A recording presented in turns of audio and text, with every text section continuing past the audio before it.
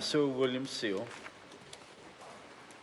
Mr. Speaker, can I preface my remarks tonight by saying that having a home that one can call their own is a significant part of the Kiwi dream, has been for many, many years. It also shows a commitment of one to the community that they live in. It is a sign to the rest of us that they are prepared to be responsible in our community. And so this is, and I say those at the outset of this debate, sir, because this was supposed to be a very simple act of just tidying up the act and ensuring that those who were affected by the leaky home syndrome, whose homes were affected by the leaky homes, would be compensated. That's really what it was. And we on this side of the House, sir, said at the outset that we would support this bill right through its passage through this House, and we have done so. We said at the outset that we would support it in the hopes that this government would take seriously that to get this problem fixed up so that those people with their homes affected would be able to move on. So having a house that you can call your own, or having that castle, means so much to so many people. It's also become a tradition in the Kiwi psyche that this home becomes an investment for your children and for others in the family. But for those families who have been affected by the leaky home syndrome, they're unable to move on.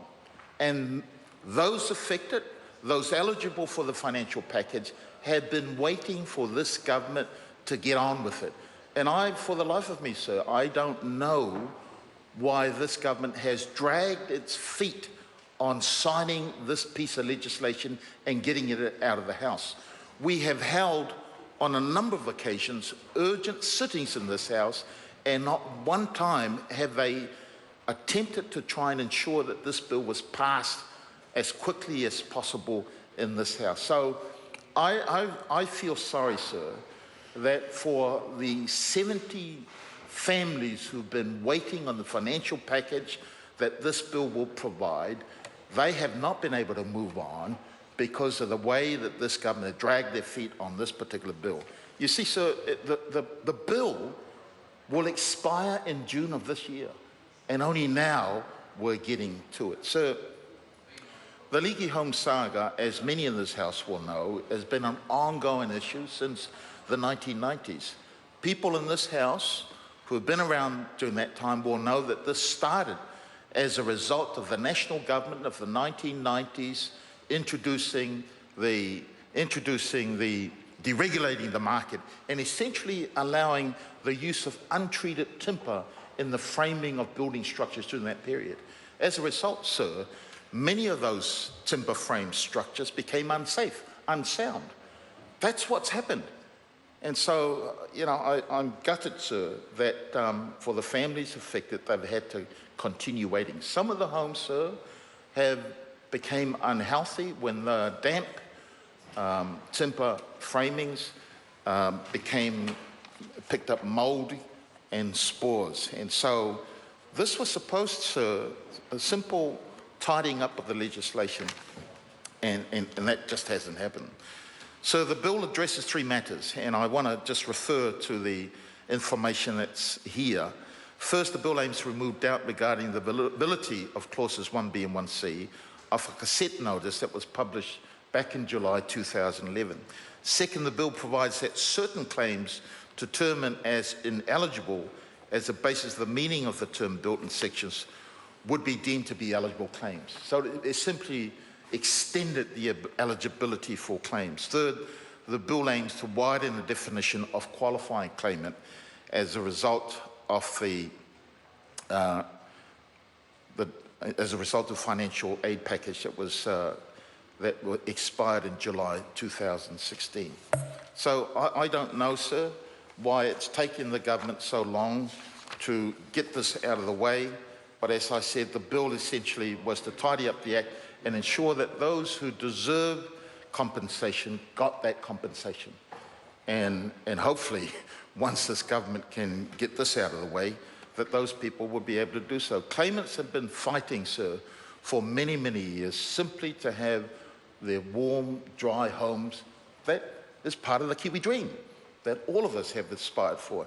And it's an issue, sir, facing, as my colleague Phil Twyford said, 42,000 families have been affected as a result of this, and this bill only provides compensation for the 70, extends it to 70 additional members. It's worthy to note, sir, that when the leaky home syndrome was first raised, the former Minister of Building, Maurice Williamson, came out and championed and said they were going to get this fixed and promised that there'd be $1 billion, $1 billion scheme that would be made available to fix this problem. Well, you sort of wonder, sir, we're only dealing with 70 families, why they've dragged their feet on this. Sir, this is also an example why the deregulation of the building market or the deregulation of our economy and reliant on the market is not a good thing.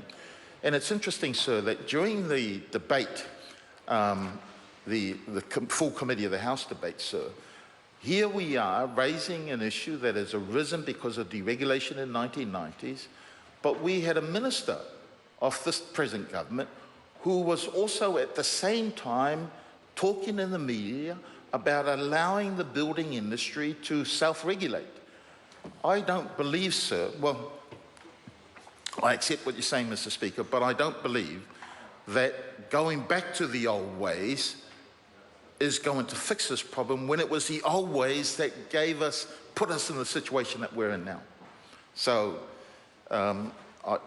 when you think about the fact that far too many families have lost their homes and their livelihoods as a result of the leaky home saga, so I just think it's crazy for any minister of the government to start talking about deregulating the building industry when it was deregulation in the first place that has gotten us to the situation that we are now here. Given the legislation expires in June 2016, sir, it just feels that this is a last-ditch attempt to get a fair outcome for those affected. And as I said, sir, right from the very outset, we had said that we would support this because we wanted to see those families affected get the compensation that they are due. So I started this by saying, my remarks by saying it was most Kiwis, it was their dream that they wanted to own their own home, something that they couldn't call a castle.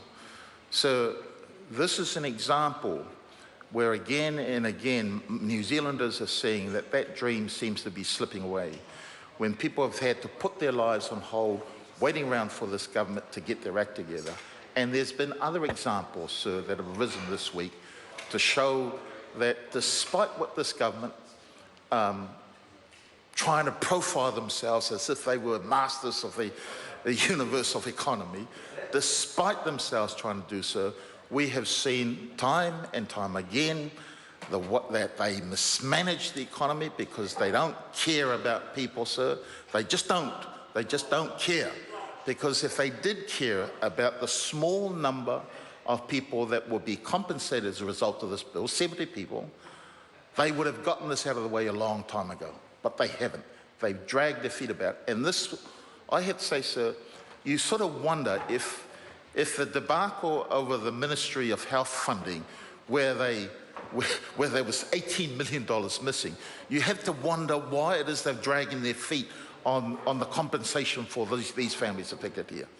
And I don't have the answer for that, sir, but I suspect that the families who are waiting for the compensation, they would be happy once this government get their act together and get the compensation that those families need.